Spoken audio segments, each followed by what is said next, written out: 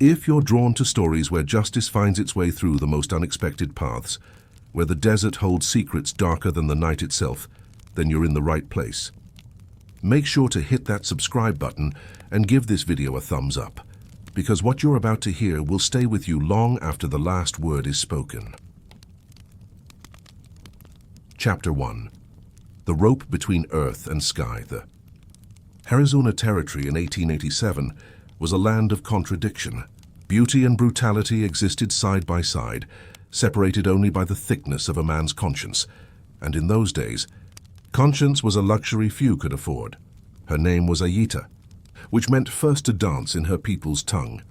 She was 17 years old when they left her hanging from that twisted juniper tree, suspended between the red earth below and the merciless sky above. The Apache called this land home for thousands of years before men like Clayton Morse and his gang decided it belonged to them instead. Ayita's village had been peaceful, one of the few remaining communities that had accepted the reservation boundaries, trying to survive in a world that wanted them erased. She would walk the 3 miles into the settlement of Copper Springs twice a week, carrying woven baskets her grandmother made, trading them for flour, coffee, and sometimes a few pieces of hard candy that she'd share with the younger children. That's where she met them, 5 men who would seal their fates the moment they decided her life meant nothing. Clayton Morse was the ringleader, a former Confederate soldier who drifted west after the war, finding that the lawless territories suited his particular brand of cruelty. He wore his gray coat like a badge of honor, even though the war had been over for more than 20 years. Tall and lean, with eyes the color of dirty ice, he'd stare at Ayita whenever she came to town, his gaze making her skin crawl. Then there was Dutch Keller, short and stocky, with hands like slabs of meat and a laugh that sounded like rocks grinding together. He ran the general store where Ayita traded her baskets, always shortchanging her, always finding reasons to brush against her when she reached for her goods. Samuel Pritchard was the youngest at 24, a ranch hand with smooth talk and a pretty face that hid the rot underneath. He'd actually spoken kindly to Ayita, or so it seemed, offering to carry her baskets, asking about her family. She'd almost trusted him. Almost. The last 2 were brothers, Frank and Jesse Dalton, no relation to the famous outlaws, but eager to build similar reputations. They were wild-eyed and reckless, always drunk, always looking for trouble, always finding it. It happened on a Thursday in late September. The desert was transitioning from the brutal heat of summer to the crisp clarity of autumn. Ayita had sold 3 baskets that morning and was walking the dusty road back to her village, the coins heavy in the small leather pouch at her waist. The sun was high, and the cicadas sang their rasping songs from the mesquite trees. She didn't hear them coming until it was too late. They rode up fast, surrounding her in a cloud of dust and the smell of whiskey. Clayton Morse dismounted first, his boots hitting the ground with a thud that seemed to echo across the empty desert.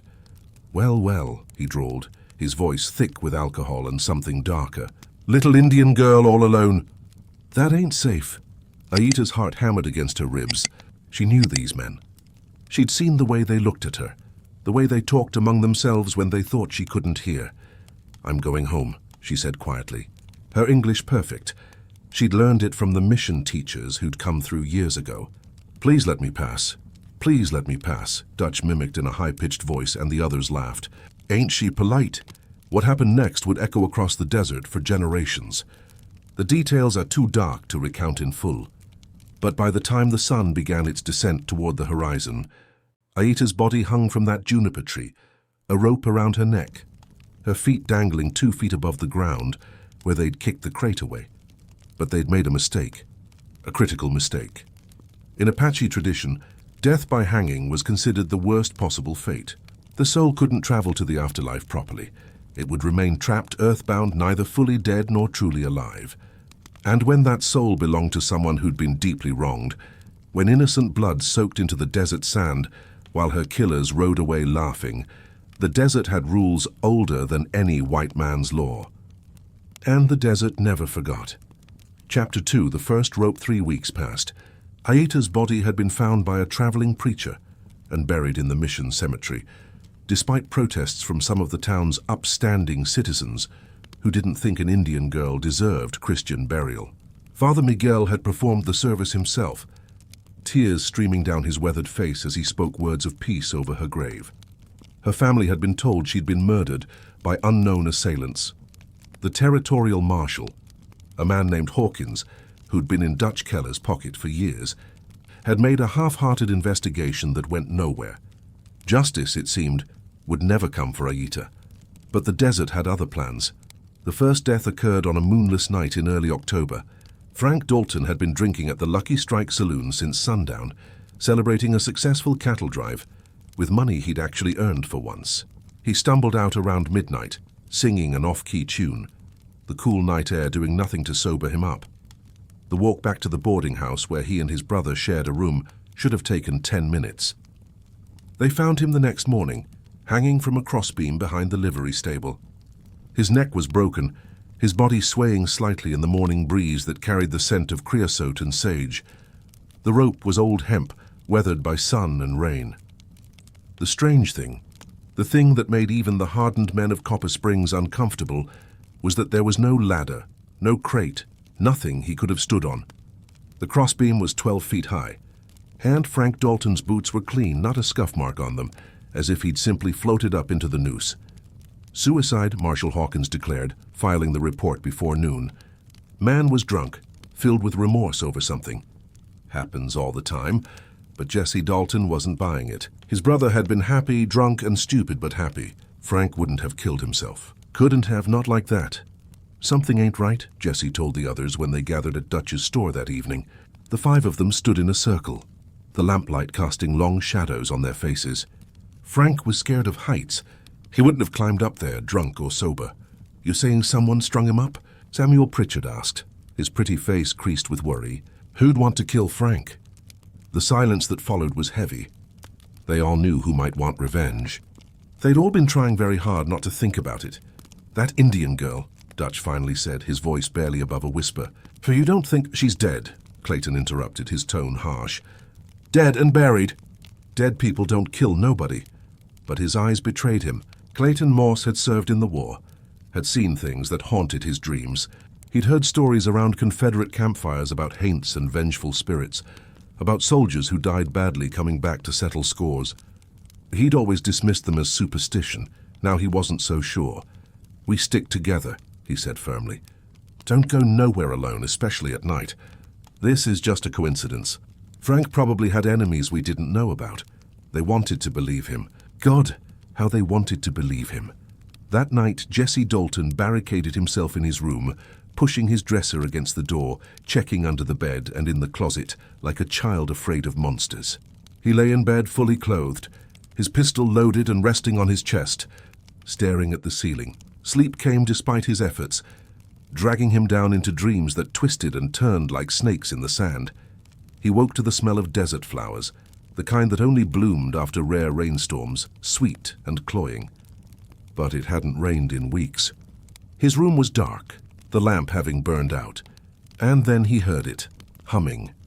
A girl's voice, soft and melodic, singing an Apache lullaby. Jesse's hand fumbled for his gun, but his fingers wouldn't obey him. His whole body felt heavy, paralyzed, as if invisible weights pressed down on every limb. Panic flooded through him, as a figure materialized at the foot of his bed. It was Ayita, but not as she'd been in life. Her neck bore the dark bruises of the rope, her head tilted at an unnatural angle. Her eyes, those were the worst. They weren't filled with hate or rage. They were simply sad, infinitely sad, as if she carried the weight of every injustice ever committed in this harsh land. She raised one hand, and Jesse felt himself rising from the bed, floating upward as if pulled by invisible strings. His mouth opened to scream, but no sound came out. The humming continued, that gentle lullaby as his body drifted toward the rafters. The rope appeared around his neck as if woven from shadows and moonlight. He felt it tighten, felt his breath cut off, felt the terrible pressure as his own weight began to strangle him. His hands clawed at the rope. They found him in the morning, hanging from the same rafter where he'd hung his clothes. The dresser was still pushed against the door from the inside. The window was locked, and there was no possible way he could have done this to himself. Marshal Hawkins ruled it suicide anyway. But this time nobody believed him. Chapter 3, The Desert Remembers. Terror settled over Copper Springs like a funeral shroud. 2 men dead in less than a week, both found hanging under impossible circumstances. The whispers started in earnest now, spoken in hushed voices at the general store, the saloon, the church steps after Sunday service, the Indian girl. It had to be.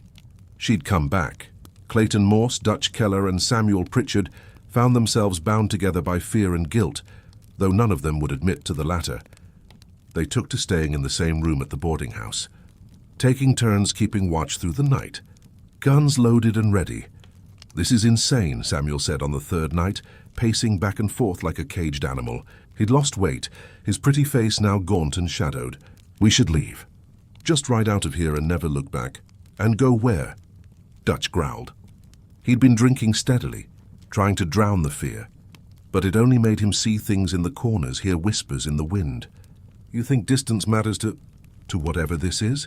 "It's not real," Clayton insisted, but his hand shook as he poured himself another whiskey. "Ghosts ain't real. There's got to be a rational explanation." "Then explain it," Samuel challenged. "Explain how Frank died with no ladder. Explain how Jesse died in a locked room with the door barricaded.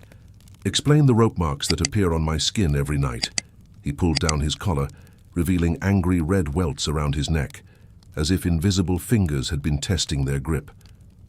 Dutch went pale. "Jesus Christ, we did something wrong," Samuel whispered, and for the first time one of them had said it out loud. "We killed that girl, and now she's—" "Shut your mouth." Clayton surged to his feet, grabbing Samuel by the shirt. "Don't you say that. Don't you ever say that where someone might hear." But they all knew it was true. The weight of it hung in the room heavier than the gun smoke and whiskey fumes. Father Miguel came to them on the 4th day. The old priest had heard the whispers, had seen the fear etched into their faces when they'd slunk into the back pew during Sunday Mass. He was a man who believed in redemption, even for the worst sinners. Confession, he told them simply. "Confess what you've done. Make it right. Perhaps then what?" Clayton snarled. "She'll forgive us. She'll rest in peace? This ain't one of your fairy tales, priest." "Dead is dead, not always," Father Miguel said softly. "Not when the death was unjust. Not when the soul cannot rest. You boys need to face what you've done." But confession required admitting guilt, and admitting guilt meant a rope, a real one, at the end of a legal hanging. They weren't ready for that. Not yet. Dutch Keller died on a Tuesday. He'd been walking from the saloon back to the boarding house in broad daylight, with people all around, thinking that surely the sun would protect him. The desert couldn't hurt him in the light, could it? He passed the old juniper tree, the one where they'd left Ayita hanging. Someone had tied a white ribbon around it, a memorial. Dutch had walked past it dozens of times since that day, never looking directly at it, as if ignoring it would make it less real. This time, he looked, and Ayita was there, standing beneath the twisted branches, wearing the same dress she'd died in. Her head was still cocked at that terrible angle, but her eyes found his. She didn't move, didn't speak, just raised one finger and pointed at him. Dutch ran. He ran like the devil himself was on his heels, his heart hammering so hard he thought it might burst. People shouted after him, confused by his panic, but he didn't stop. He ran all the way to the boarding house, up the stairs, into the room where Clayton and Samuel waited. "She's here," he gasped, slamming the door. "She's in the town, right out there. She looked at me." "Calm down," Clayton ordered, but his own face had gone white. "You're seeing things." "I ain't seeing things." "She was there under that damn tree and she pointed at me." That night they tied Dutch to his bed. His idea, he'd begged them to do it. If he was restrained, he reasoned, he couldn't hang himself. He couldn't be moved. They used rope, the irony wasn't lost on any of them, and secured him tightly. Clayton and Samuel stayed awake, watching, guns drawn. The hours crawled past. Midnight came and went. 1 o'clock, 2. At 3 in the morning, the witching hour, the temperature in the room dropped. Their breath misted in front of their faces, despite it being October in Arizona. The lamp flames guttered and turned blue. Dutch started whimpering, his eyes fixed on something they couldn't see. "No," he whispered. "No, please, I'm sorry, I'm so sorry." "What do you see?" Samuel asked, his voice cracking. "She's here. She's right here. She's touching the rope." The ropes binding Dutch to the bed began to move on their own, slithering like living things. They unwound from his wrists and ankles, and before Clayton or Samuel could react, they'd reformed into a noose. Dutch's body jerked upward, pulled by invisible hands, the noose tightening around his neck. Clayton fired his gun at nothing, the bullet embedding itself in the wall. Samuel lunged forward, trying to grab Dutch's legs, trying to pull him down, but it was like fighting against an iron chain. Dutch's face turned purple, his legs kicking desperately, his bound hands clawing at the rope that was killing him. And then, just as suddenly as it had started, it stopped. Dutch's body fell back onto the bed, the rope falling away, dissolving into shadows. But it was too late. His eyes were open and empty, his neck bearing the deep bruises of the noose. Clayton and Samuel stood there, shaking, staring at the impossible thing they'd just witnessed. There was no explaining this away. No rational explanation. No convenient lie. "We're going to die," Samuel said flatly. "We're all going to die." Clayton didn't argue. For the first time since that September day, he felt something he'd thought long buried. Shame. Not regret for getting caught, not fear of consequences, but genuine shame for what he'd done to that girl. "Maybe we deserve it," he said quietly. Chapter 4. The last rope 2 men left.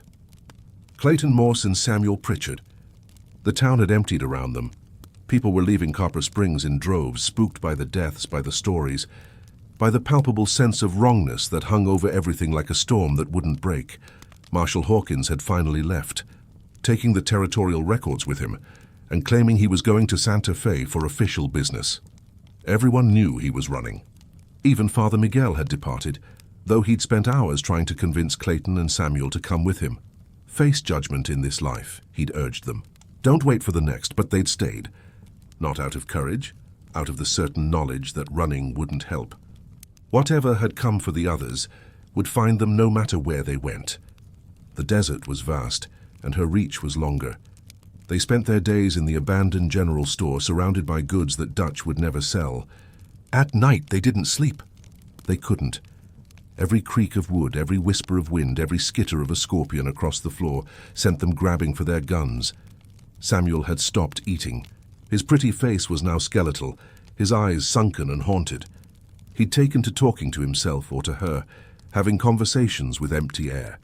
"I'm sorry," he'd say over and over. "I didn't want to do it. Clayton and the others, they made me. I'm sorry, I'm sorry, I'm sorry." "Shut up," Clayton would snap, but his own resolve was cracking. He'd stopped wearing his Confederate coat, had thrown it into the desert one night in a fit of rage and despair. That coat had defined him for so long, had been his armor against a world that had defeated him.